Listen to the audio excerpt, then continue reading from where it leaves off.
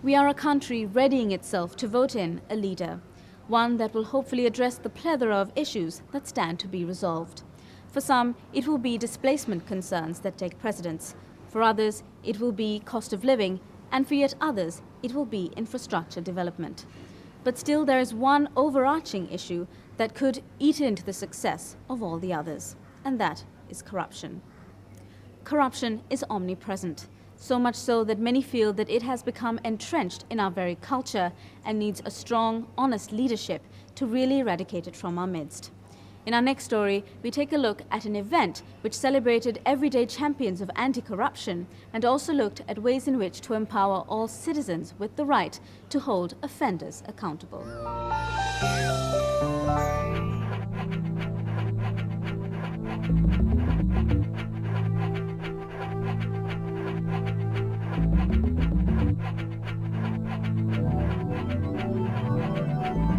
Corruption. It occurs at all levels of society, from top-ranking government officials to lower-rung public servants and throughout the private sector.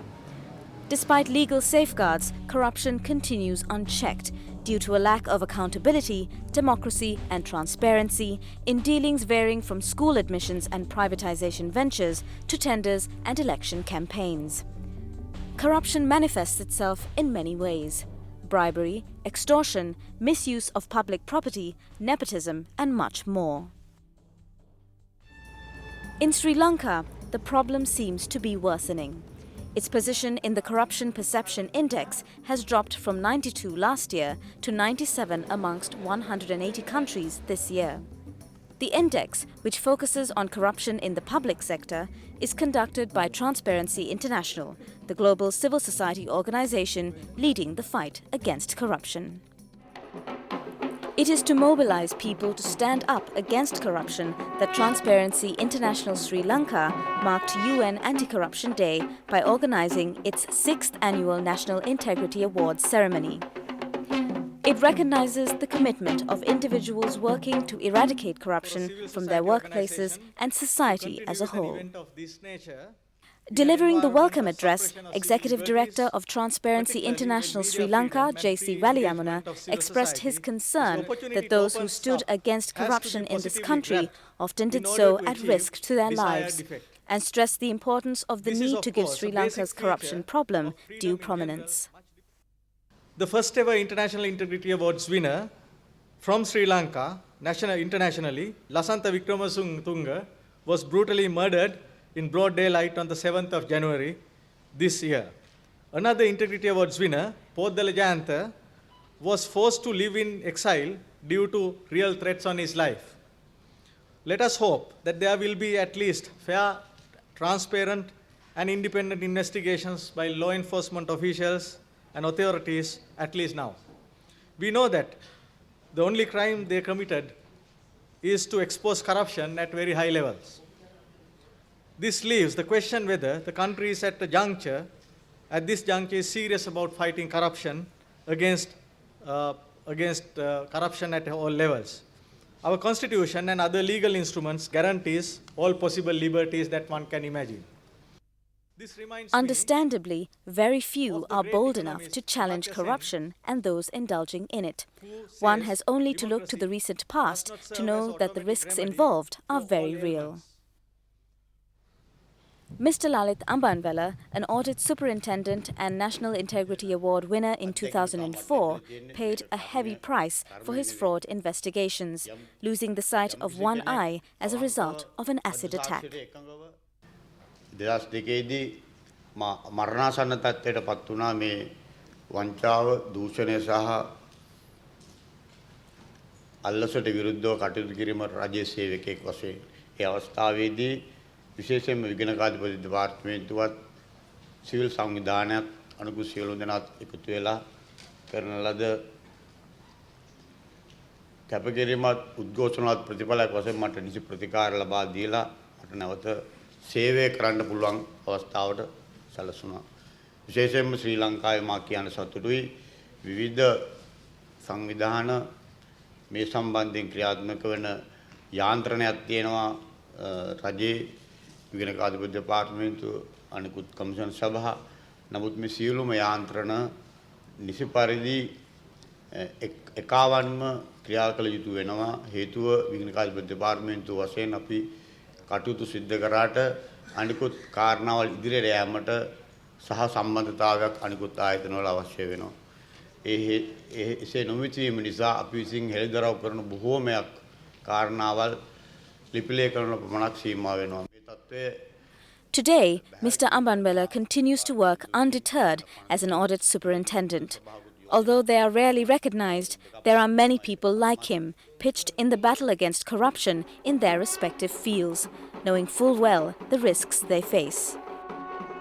2009 National Integrity Award winner Chandana Jayatissa, a one-time human resource manager of Milko, a state enterprise, stands amongst them. මේකෙන් අපිට පුළුවන් වුණා පාඩුවට ගිය ආයතනය ලාභ ලබන්න. හැබැයි දූෂණ වංචා කරපු අය Tamanට පාඩු ලබා ගන්නට ලැහැස්ති වුණේ නැහැ. ඒගොල්ලෝ නොයෙකුත් තර්ජන කරන්න පටන් ගත්තා. නොයෙකුත් විදිහේ හිරිහැර කරන්න පටන් ගත්තා. A special mention award was given to Mrs. Irangani de Silva for her interventions to curb illegal slaughtering and transport of cattle. The work of these individuals is certainly encouraging, given the looming challenge Sri Lanka faces in eradicating corruption. Still, the problem is a systemic one, and if a significant change is to be made, it is the government that needs to get involved. This is highlighted in the 2009 Governance Report, which was launched at the same event.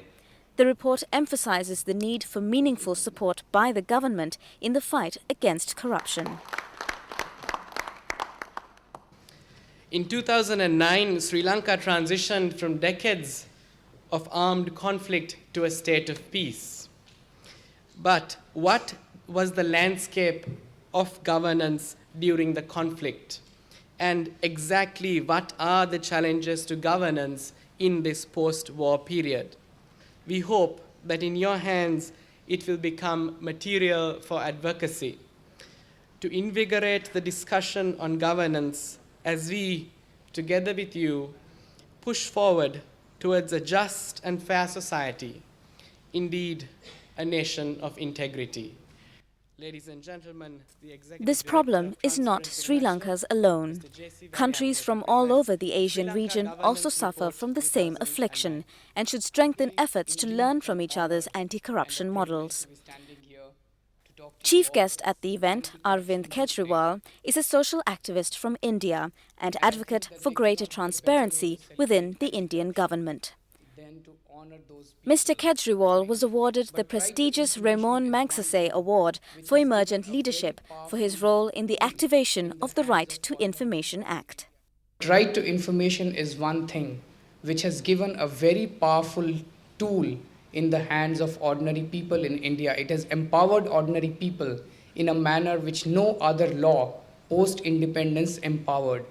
This is empowering people in a manner that they are now challenging bribery, they are challenging corruption, they are challenging injustice. I want to share our experiences with you. I'm also told that in Sri Lanka there is a draft law which is present, which is under consideration. At one point of time it was even passed by the cabinet. So I hope that soon Sri Lanka would also have a strong Right to Information Act, and then both of us, Sri Lanka and India, can share their experiences with each other.